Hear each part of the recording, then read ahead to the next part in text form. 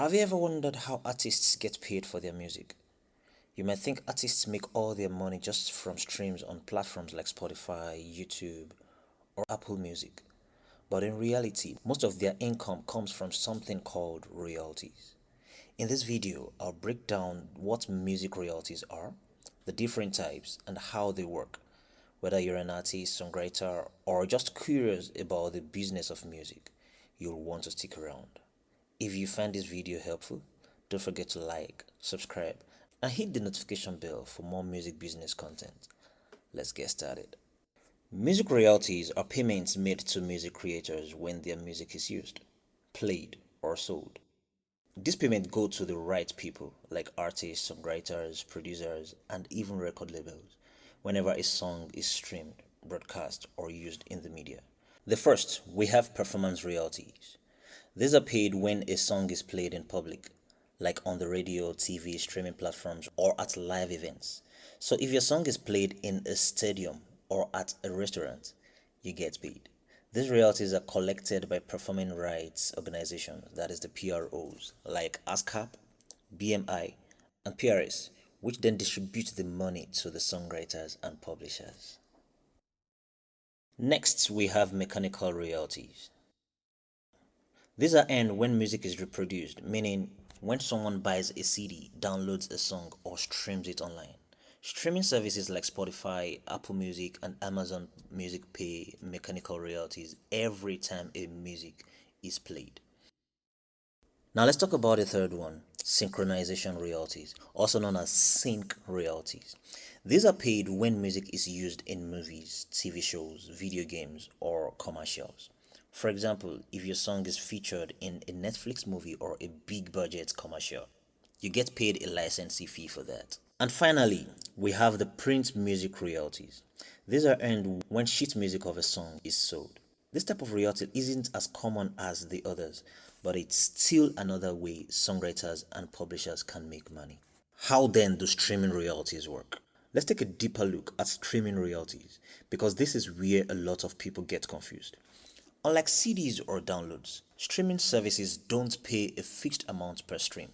Instead, they collect money from ads and subscriptions, then divide it among all artists based on the total number of streams. For example, if Spotify makes $1 million in a month and your song gets 1% of total streams, you'll receive $10,000. It's that simple.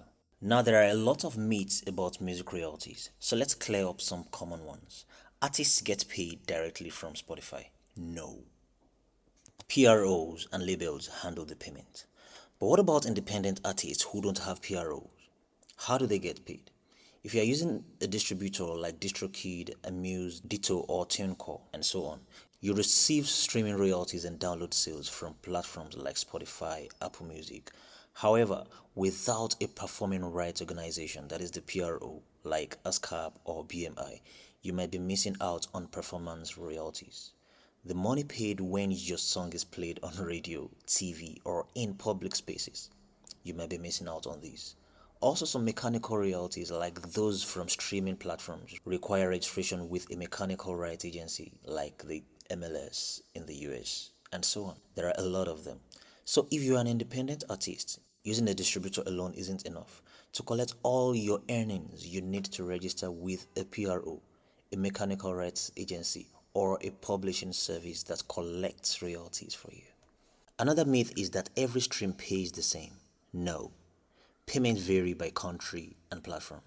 You might think that every stream earns a fixed amount, but that's not how it works.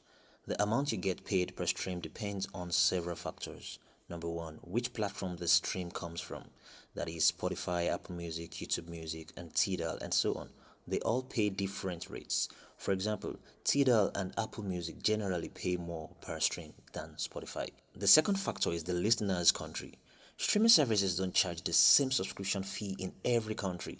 If a user in the US streams your song, it might pay more than a stream from India or Nigeria because advertising revenue and subscription costs differ across regions. Another factor is the listener subscription type.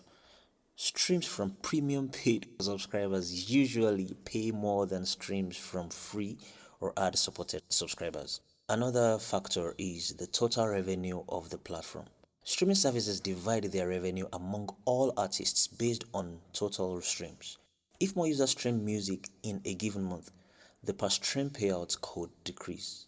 For example, a Spotify stream from a premium subscriber in the US might pay 0.004 per stream, while a stream from a free user in a lower paying country could pay as little as 0.00002 per stream.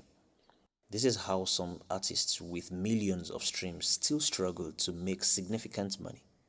It's not just about how many streams you get, but where those streams come from. Another myth is that owning your masters means you get all the money. Not always. You still need publishing deals. A lot of independent artists are told that owning their masters, that is the original recordings of their songs, means they'll make all the money from their music. While owning your master gives you control over your recordings, it doesn't mean you're collecting all possible revenue streams. Here is the reason. There are two sides to every song's royalties: master recording royalties and publishing royalties. The master royalties come from the actual sound recording and are paid to the artist, label, or whoever owns the master. So if you own your master, you get this share. The second one, publishing royalties. The publishing royalties are earned from the songwriting, that is the lyrics and composition, which goes to the songwriters and publishers. Even if you own your masters, you might be missing out on publishing royalties. If you're not registered with a performing rights organization, that is the PRO, a mechanical rights organization like the MLC, or a publishing administrator like Song Trusts and so on. Without proper publishing administration, you could be leaving money on the table, especially for performance royalties from radio plays, TV, and global streaming. So owning your master is powerful, but it's not the full picture. To collect all your earnings, you still need to handle your publishing rights properly. Music royalties are the foundation of the music industry, whether you are an independent artist or working with a label. Understanding royalties is the key to making money from your music. If you found this video helpful, hit the like button and subscribe for more music business insights. Comment below what part of music royalties confuses you the most. I might cover it in my next video. See you soon.